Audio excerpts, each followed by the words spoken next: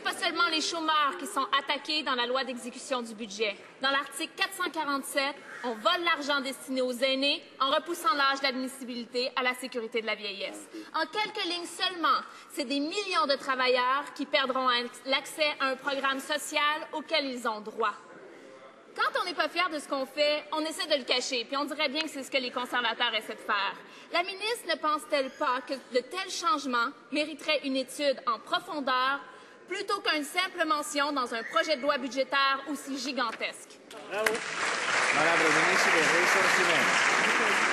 Nous voulons que le système de sécurité de la vieillesse soit là pour les années d'aujourd'hui, mais aussi pour les générations futures. C'est pourquoi nous faisons des changements à ce programme pour assurer la viabilité. Aucun changement va affecter des gens qui déjà reçoivent les prestations. Ça va commencer en 2023 graduellement pour élever l'âge, pour que le système soit là pour tous les Canadiens qui en auront besoin. Monsieur le Président, on comprend que la ministre essaie de se justifier, mais ce serait aussi intéressant qu'elle essaie de répondre à la question.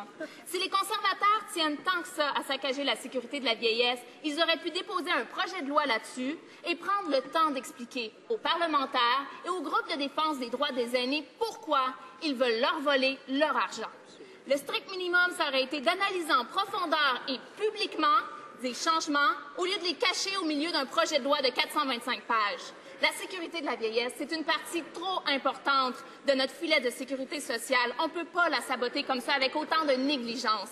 Ce gouvernement réalise-t-il à quel point son approche est irresponsable?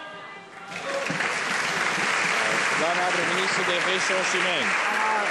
Pour nous, le système de sécurité de la vieillesse est très, très important. C'est un des fondamentaux de notre système de sécurité pour nos aînés. C'est pourquoi nous voulons le sauvegarder, Monsieur le Président. Pour faire ça, il faut graduellement élever l'âge de qualification de 65 à 67 ans, commençant en l'année 2023. Mais aussi, Monsieur le Président, nous allons donner aux aînés le choix de prendre plus d'argent s'ils veulent attendre plus tard pour le recevoir. Ça, c'est à eux de choisir.